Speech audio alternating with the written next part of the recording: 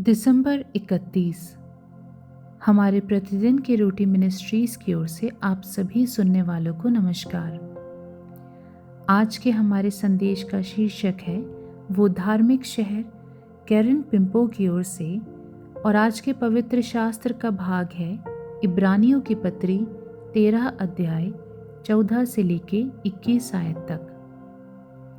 क्योंकि यहाँ हमारा कोई स्थायी नगर नहीं, वरन हम एक आने वाले नगर की खोज में हैं। इसलिए हम उसके द्वारा स्तुति रूपी बलिदान अर्थात उन होठों का फल जो उसके नाम का अंगीकार करते हैं, परमेश्वर को सर्वदा चढ़ाया करें।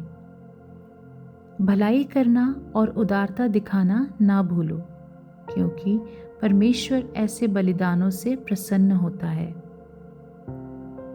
अपने अगुओं की आज्ञा मानो और उनके अधीन रहो, क्योंकि वे उनके सामान तुम्हारे प्राणों के लिए जागते रहते हैं, जिन्हें लेखा देना पड़ेगा।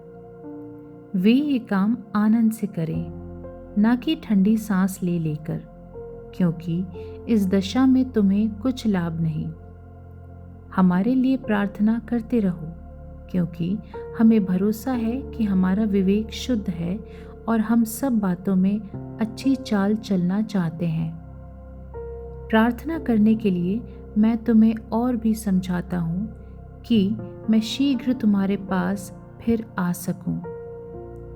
अब शांतिदाता परमेश्वर, जो हमारे प्रभु यीशु को, जो भेड़ों का महान रखवाला है, सनातन वाचा के लहू के गुण से मरे हुओं में से जिलाकर ले आया, तुम्हें हर एक भली बात में सिद्ध करे, जिससे तुम उसकी इच्छा पूरी करो और जो कुछ उसको भाता है उसे यीशु मसीह के द्वारा हम में उत्पन्न करे।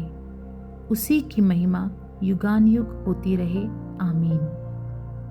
मुख्य वचन इब्रानियों 13:21।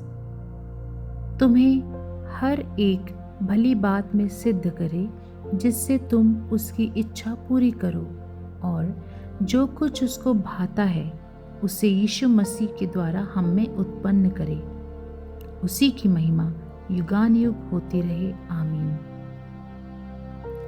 नए साल 2000 में पूर्व संध्या पर डेट्रॉइट में अधिकारियों ने सावधानी पूर्वक एक 100 साल पुराना टाइम कैप्सूल खोला।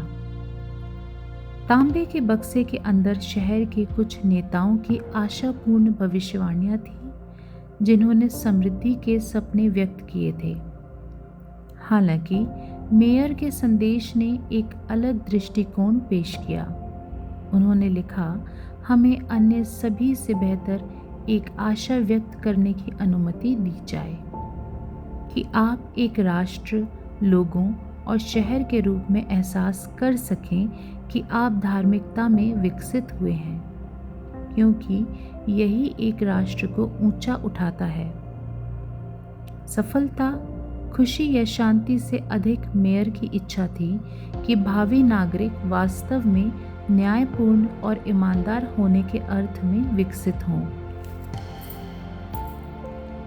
शायद उसने अपना संकेत यीशु से लिया, जिन्होंने उन लोगों को आशीषित किया जो उसकी धार्मिकता के प्यासे हैं।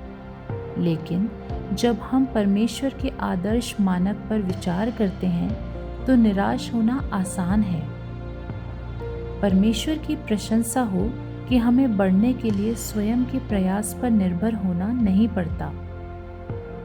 इब्रानियों के लेखक ने इसे इस प्रकार कहा, अब शांतिदाता परमेश्वर हर एक भली बात में सिद्ध करे, जिससे तुम उसकी इच्छा पूरी करो और जो कुछ उसको भाता है उसे यीशु मसीह के द्वारा हम में पूरा करे। हम जो मसीह में हैं, उसी क्षण उसके लहू से पवित्र होते जाते हैं, जिस क्षण हम उस पर विश्वास करते हैं।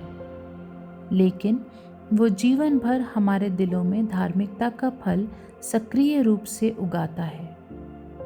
हम यात्रा में अक्सर लड़खड़ाते हैं, फिर भी हम आने वाले नगर की प्रतीक्षा कर रहे हैं, जहां परमेश्वर की धार्मिकता राज करेगी।